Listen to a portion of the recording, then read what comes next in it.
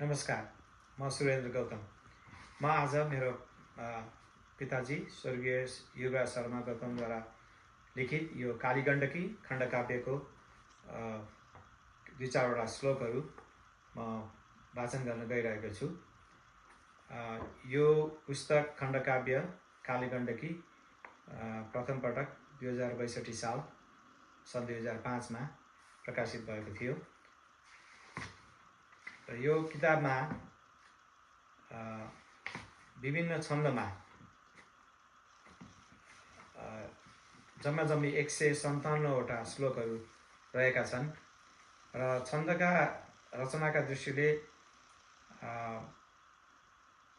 यो काव्यमा उपजाति छन्दमा 3 श्लोक, इन्द्र वज्रा छन्दमा 2 श्लोक, शकधरा छन्दमा 5 श्लोक र शार्दूल विक्रीडित छन्दमा 147 श्लोकहरू रहेका छन्। अब म प्रथम सर्ग अन्तर्गत गण्डकी उत्पत्ति वर्णनका केही श्लोकहरू वाचन गर्न गइरहेको छु। गण्डकी उत्पत्ति वर्णन। काली समुद्भूत भएर आइन्, हिमालका काख महारसाइन्, यी विष्णु गण्ड स्थलकी निशानी, पीयूष गङ्गा जलतुल्य खानी। यो प्राचीन कुरा छ सत्ययुगको, त्यो आदि संसारको, हो दामोदर श्रृङ्खला गिरी महान त्यो हैमवत खण्डको। ती सेता हिमशैलमा तप गरी बस्थे स्वयं श्रीहरि, सारा सृष्टि बढाउन कन भनी ध्यानी बनी बेसरी। विष्णु श्री भगवान विराट जगतका हर्ता र कर्तायिनी, गर्छन् काम भएर आश्रित सधैँ ब्रह्मादि सारा पनि। श्री नारायणले गरे तप यहाँ प्राणी दया खातिर, त्यस्ता ईश्वरको प्रणाम सबले गर्छौं नुगाई शिर। बस्दाई तपमा उठेछ नभमा ज्वालाग्नि झिल्का सरी, गाला लाल दुवै भएर हरिका निक्ल्यो पसिना झरी।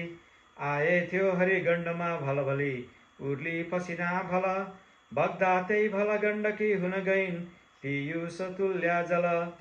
ब्रह्मा इन्द्र समेत देव सबले आश्चर्य मानी अति, बिन्ती गर्न भनेर ती शिव कहाँ कैलाश पुग्थे कति।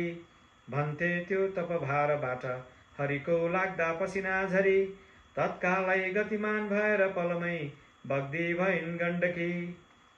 देवताबाट सुनेर कृत्य हरिका हुन्थे बडो हर्षमा, लागे जान भनी सरासर जहाँ बस्थे हरि ध्यानमा। भन्थे शम्भु पुगेर दर्शन गरी हे ईश नारायण, भई विश्वेश हजुरबाट तपयो गर्नै परेको किन। हस्त आजलाई यति नै। यसका अरू श्लोकहरू म आगामी दिनहरूमा भिडियोमा प्रस्तुत गर्ने नै छु। आजको श्लोकहरूको बारेमा प्रतिक्रिया यहाँहरूले दिनुहोला। धन्यवाद।